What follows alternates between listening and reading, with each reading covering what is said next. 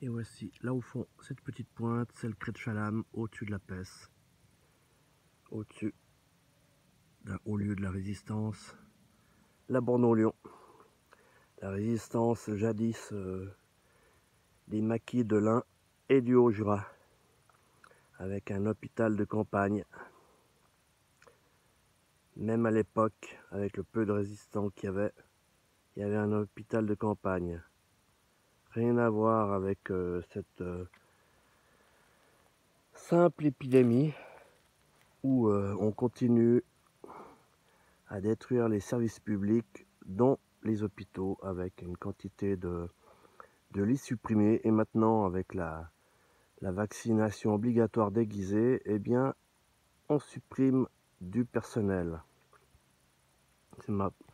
Si vraiment il y avait une épidémie, on ne se passerait pas de personnel, n'est-ce pas?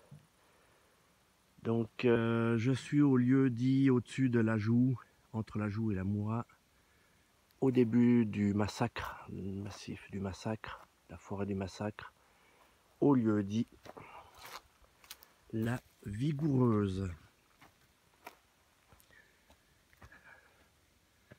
Un terme bien nommé, parce que de la vigueur, il en faut, car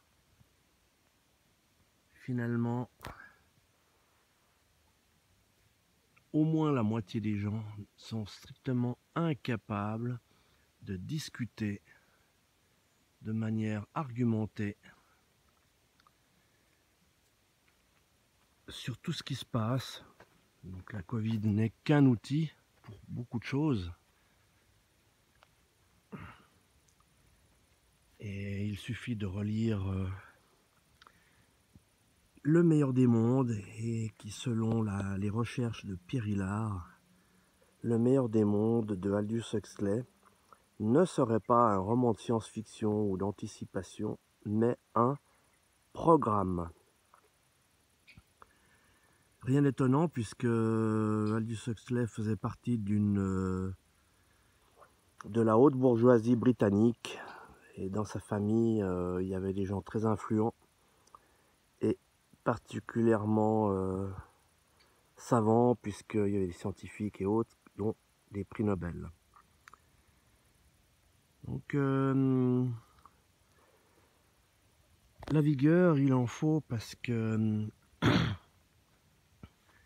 avec tout ce qui se passe, eh bien, il faut rester connecté, comme je le fais très souvent.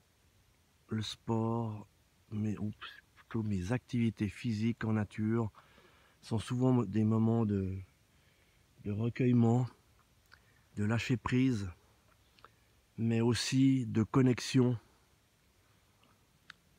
et d'émancipation, puisqu'on fait partie d'un tout. Mais ça, les docteurs Perrin-Pimpin et autres Chiquitito Mengele sont complètement dans la matrice. Ils ont oublié le serment d'Hippocrate, puisqu'ils ne se réfèrent que à une vision technique avec le Vidal.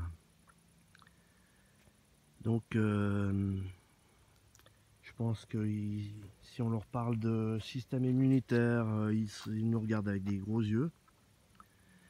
Et moi, je suis en évolution perpétuelle, mais depuis bien longtemps.